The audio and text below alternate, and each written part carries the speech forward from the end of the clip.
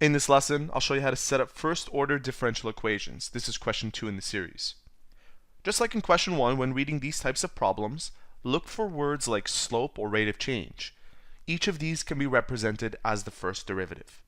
The question reads, a curve passes through the point 4 and 2, as shown below, if from any point P on the curve, the line OP and the tangent PT are drawn, the triangle OPT is isosceles. Find the equation of the curve.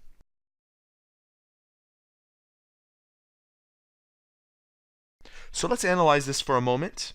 Take a look. We have the point 4 and 2. That's a point on the curve, a random point. But we're told that if we have a point P on the curve and we draw a line from the origin to P, which is OP, and we also draw a line from P to a point on the x-coordinate, which we call T, then you end up with an isosceles triangle. That's pretty interesting.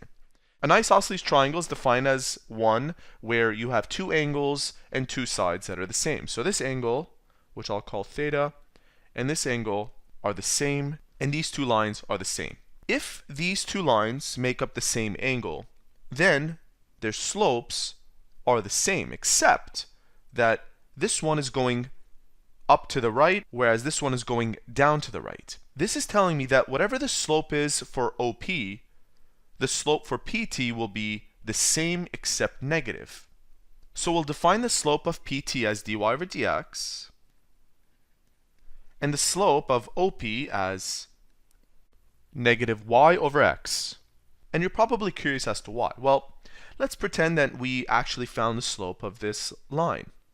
And I called this point 1 and this point 2, and I used the slope formula, which is m is equal to y2 minus y1 over x2 minus x1.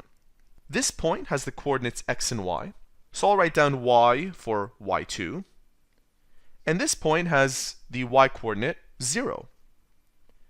The x2 here is x, and the x1 here is 0. So now you see why I have y over x. And I made it negative because of what I said earlier, because it is going in the opposite direction as the tangent line. So they're asking us, find the equation of this curve. And what we do now is similar to what we did in question 1, where we separate the x and y terms. And I'll start by multiplying everything by dx. This will clear out the dx underneath. So if I multiply this side by dx, this cancels out. And we have it on the right side now.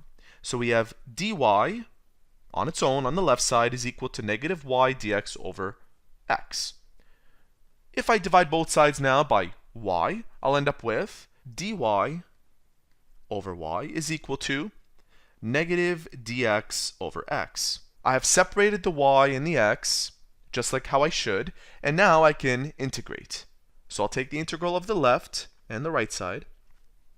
The integral of 1 over y is easy. It's actually ln absolute of y, and on the right side we have negative ln over x plus c. What I'll do next is bring this over, and I end up with ln absolute of y plus ln absolute of x is equal to c on the right side. Using the rules of logarithms, I'll combine the y and the x by multiplying them, and I have ln yx is equal to c. Raising both sides as powers to base e. This e and this ln go away. We have xy is equal to e to the power of c. Substituting my point 4 and 2, which is what they gave me in the question, we have 4 times 2 is equal to my constant, which is 8. Therefore, our final equation is xy is equal to 8. And there you have it. That is how to set up first-order differential equations.